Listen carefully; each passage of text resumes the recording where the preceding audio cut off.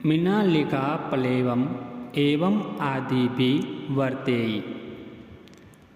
मृणालिका प्लेवम का अर्थ कमल तंतु के समान कोमल, एवं आदि भी का अर्थ इस प्रकार से, वर्तेयि का अर्थ नियमों से। स्वयं अंगम गल्पयन्ति अहर्निशम्।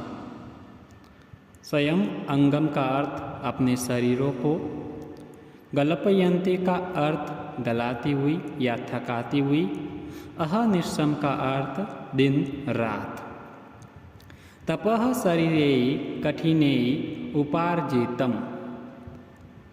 तपः का अर्थ होता है तपस्या को, शरीरेहि का अर्थ शरीर से, कठिनेहि का अर्थ कठोर, उपार्जितम का अर्थ कमाया हुआ या एकत्र किया हुआ।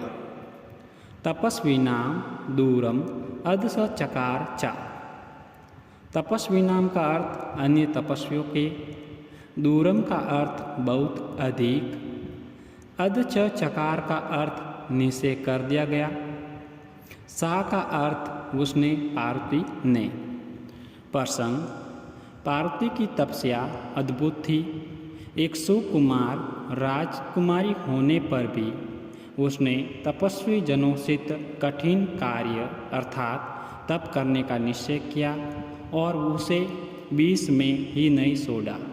अच्छे कार्य में विघ्न बाधाएं तो आती ही हैं, इसमें भी आई, पर पार्वती ने कसम खा ली थी कि वह बिना अपने कार्य की सिद्धि के पीछे नहीं हटेंगी। अपने शरीर का, खाने पीने का, सुख सुविधा का उसने कुछ भी ध्यान नहीं रखा। गर्मी, सर्दी या वर्षा भी उसके मार्ग में बाधक न बन सकी। पार्वती ने भोजन के रूप में वृक्ष के सूखे पत्ते खाने शुरू किए। अंत में उनका भी परित्याग कर दिया, किंतु अभी तक उसे सफलता प्राप्त नहीं हुई। ऐसा लगने लगा कि पार्वती ने अपने कठोर व्रत नियमों से अन्य तपस्वियों के कार्य को भी पीछे छोड़ दिया है। कवि इस बात को प्रस्तुत पद्य में कहना चाहता है। हिंदी अनुवाद, इस प्रकार के कठोर नियमों से वसम तंतुओं के समान कोमल, अपने शरीर को दिन रात थकाती हुई, उसने अन्य तपस्वियों के कठोर शरीरों से किए हुए तप को बहुत नीचा कर दिया, अर्थात उनसे कहीं बढ़कर तपस्या की। श्लोक संख्या 30।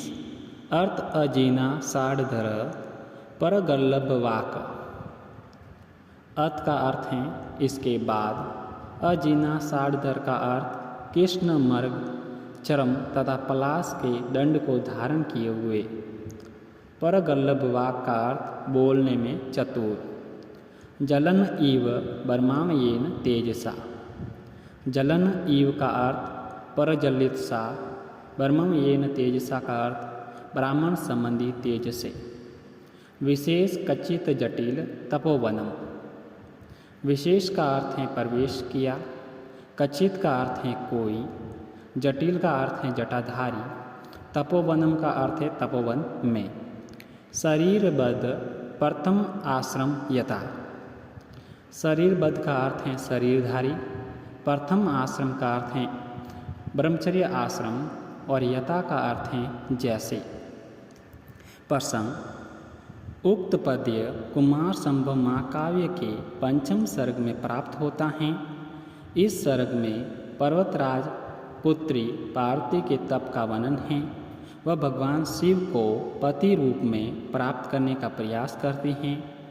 इस सर्ग के प्रथमार्ध में वह वन में तप करती हैं और जब उसका तप विषमता को प्राप्त करता है तो उत्तरार्ध में भगवान शिव उससे प्रसन्न होकर उसे वरदान देते हैं। इससे पूर्व वे पार्वती की परीक्षा लेते हैं और ये जानना चाहते हैं कि उसके मन में शिव के प्रति कैसी भावना है। इस हेतु वे तपोवन में एक ब्रह्मचारी के रूप में आते हैं तथा पार्वती से वार्तालाप करते हैं। प्रस्तुत श्लोक में उसी का वर्णन किया जा रहा है। हिंदी अनुवाद। तदंतर काल हिरण के चम्र तथा पलाश के दंड को धारण किए हुए, बोलने में चतुर, ब्रह्मवर्चस्व से परवर्जित सा कोई जटाधारी मुनि शरीरधारी ब्रह्मचर्य आश्रम के समान उसे तपोवन में आया।